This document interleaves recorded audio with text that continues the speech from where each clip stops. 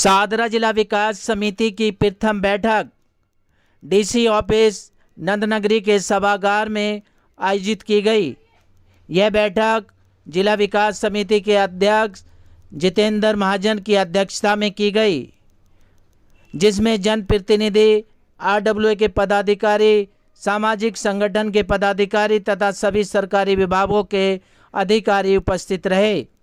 बैठक में मुख्य रूप से सड़कों पर अतिक्रमण, प्राइवेट स्कूलों की मनमानी, मानसून के दौरान जल भराव रोकने, लोनी रोड चौड़ीकरण आदि विषय पर चर्चा की गई।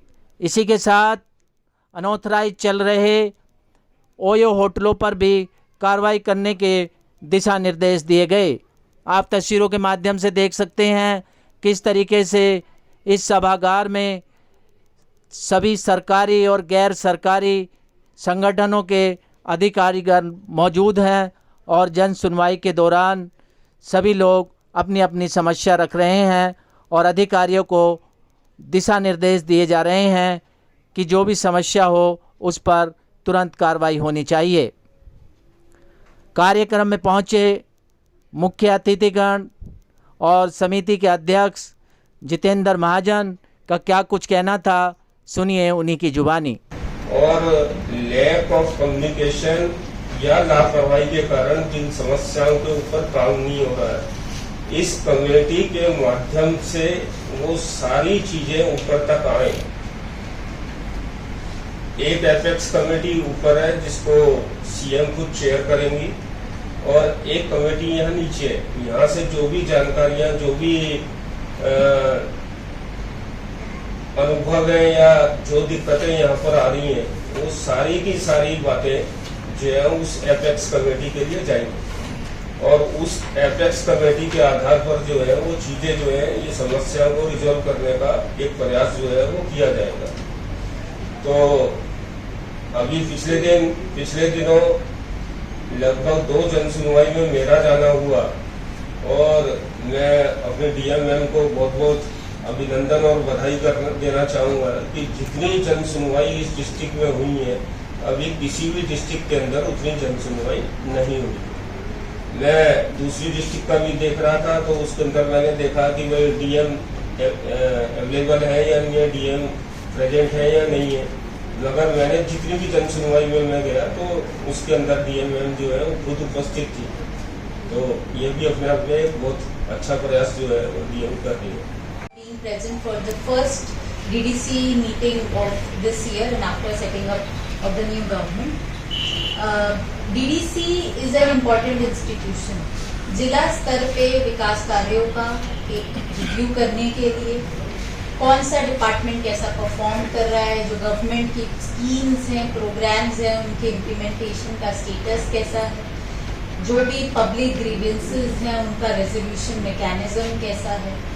एक तरह पे अगर देखा जाए तो जो भी जिला स्तर पे डेवलपमेंट हो रहा है या जो भी इश्यूज हैं उसको रिजॉल्व करने का सबसे स्ट्रॉन्ग और primary institution district development committee, इसका गठन 1999 में गवर्नमेंट ऑर्डर के तहत हुआ था और हर सरकार में एक चेयरपर्सन को अपॉइंट किया जाता है गवर्नमेंट की तरफ से, जो कि एक्ट करता है eyes and ears of the government, and through the DDC chairperson government reviews the performance of all departments। और ये एक तरह का एक कोलैबोरेटिव मैकेनिज्म है जिससे कि इंटर डिपार्टमेंटल कोऑर्डिनेशन, सब स्टेक होल्डर्स का एक साथ आना और अगर जो इश्यूज हैं किसी भी तरह की कोऑर्डिनेशन, कोऑपरेशन में इम्प्लीमेंटेशन और स्कीम्स है उनको रिजॉल्व करना डीडीसी चेयरपर्सन के मार्गदर्शन। हमारा डीजी कैटेगरी के थ्रू बच्चों का एडमिशन हुआ था, उसके बावजूद भी हमसे स्कूल वाले ड्रेस के, बुक्स के, हर चीज के पैसे देते हैं। अभी भी रिसेंटली जो मैसेज आए हुए हैं वो मैसेज आए हुए हैं 140 और 220 रुपए का बैरी और उनका और एडमिशन फीस चार्ज का अभी भी हमारे पास मैसेज है। और पिछले 2 साल से रेगुलर हम कंप्लेन करते आ रहे विधानसभा में भी, अपने डिस्ट्रिक्ट जोन में भी और डीडीए जोन में भी। सादरा जिला विकास समिति की ये पहली बैठक थी। इस बैठक के अंदर जनता से जुड़े हुए मुद्दों को प्रमुखता से सभी लोगों ने उठाया जो मुद्दे प्रमुखता से निकल कर आए उसके अंदर बार बार सड़कों पर होने वाला अतिक्रमण और लोगों के अंदर सबमर्सिबल्स को लेकर जो एक तरफा कार्रवाई की जाती है उसको लेकर लोगों के अंदर आक्रोश था। दूसरा, जगह जगह जहां ओयो होटल्स में जिस प्रकार का गतिविधियां चल रही हैं उसको भी लेकर लोगों ने जन सुनवाई के दौरान भी और आज भी अपनी बात जो है वो रखी थी। लोगों का ये मानना है कि अनऑथराइज कंस्ट्रक्शन को लेकर एक तरफा कार्रवाई एमसीडी के द्वारा की जाती है और वहीं बीएसएस के द्वारा भी बिजली के कनेक्शन देने में भेदभाव किया जाता है।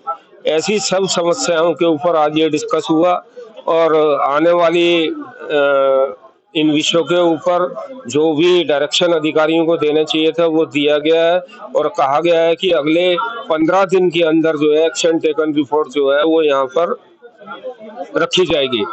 जो सबसे महत्वपूर्ण बात है कि एसटीएफ की मीटिंग हर महीने होगी और एसटीएफ की मीटिंग होने के बाद भी जिन सड़कों से अतिक्रमण हटाया गया है और जहां पर अतिक्रमण दोबारा हो गया है वहां पर मौके पर एसडीएम और संबंधित अधिकारी क्षेत्रीय विधायक को लेकर खुद वहां पर जाएंगे और दोबारा अतिक्रमण होने का क्या कारण है ये वहां पर जाकर जानकारी लेंगे और उसकी जानकारी सरकार को पहुंचाई जाएगी। कुछ पेरेंट्स ने यहाँ पर शिकायत की कि कुछ स्कूल्स जो है वो मनमानी कर रहे हैं और ईडब्ल्यूएस एडमिशंस लेने वाले बच्चों को जो सुविधाएं प्राप्त है उन बच्चों को वो सुविधाएं नहीं दी जा रही हैं। ऐसे बच्चों को निःशुल्क किताबें मिलती हैं, ऐसे बच्चों को निःशुल्क ड्रेस मिलती है, वर्दी मिलती है, मगर स्कूल्स जो है वो इसका पालन नहीं कर रहे हैं।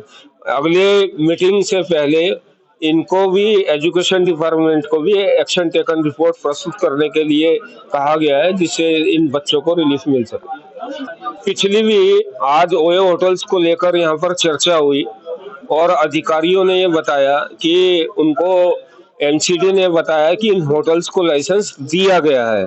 हमने एसडीएम्स को तीनों एसडीएम्स को ये डायरेक्शन दिया है कि इन होटल्स में जाकर सरकार की तरफ से ओयो होटल्स चलाने के लिए जिन भी औपचारिकताओं की आवश्यकता है वो पूरी की गई है या नहीं की गई है ये चेक किया जाएगा और अगले 15 दिन के अंदर एक्शन टेकन रिपोर्ट जो है इसमें प्रस्तुत की जाएगी।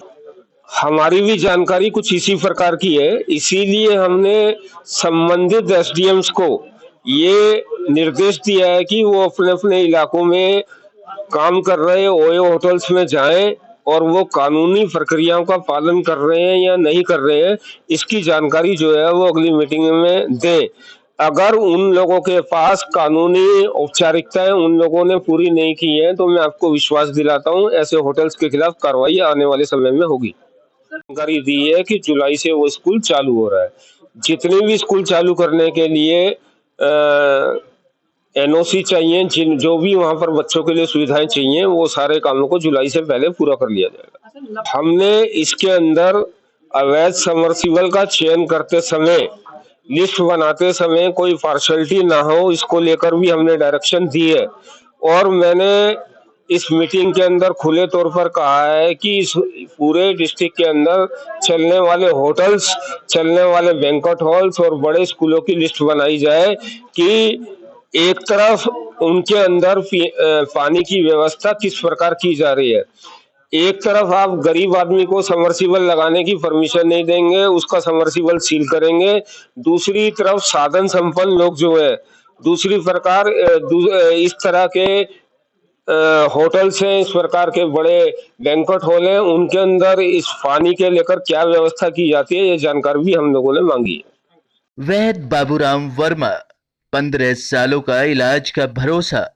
हमारे यहाँ आयुर्वेदिक औषधियों के द्वारा सभी बीमारियों का सुविधाजनक इलाज किया जाता है, जैसे खांसी, सांस, दमा, बुखार, टाइफाइड, मलेरिया, पीलिया, बवासीर, शुगर, हेपेटाइटिस, खूनी बवासीर, पिरमे, श्वसन दोष, लघु शंका, आदि का इलाज आयुर्वेदिक पद्धति द्वारा किया जाता है। इसके अलावा सभी बीमारियों की जांच भी तसल्ली बख्श की जाती है, जैसे अल्ट्रासाउंड, एक्सरे, ईसीजी, रक्त, मलमूत्र, वीर्य की जांच इत्यादि। हमारे यहाँ दिल्ली सरकार द्वारा टीकाकरण, टीबी का इलाज व जांच मुफ्त की जाती है। हमारा पता है वैद्य बाबूराम वर्मा, चैरिटेबल सोसाइटी, 329 गली number 9, Mandoli extension, near Nand Nagri bus depot के सामने, दिल्ली 93। आप हमारे नंबरों पर भी संपर्क कर सकते हैं। हमारे फ़ोन नंबर हैं 9213329205, 9211478312, 9910418312। आप हमारे चैनल पर भी दिए गए नंबरों पर भी संपर्क कर सकते हैं। हमारा फ़ोन नंबर है 8506973234।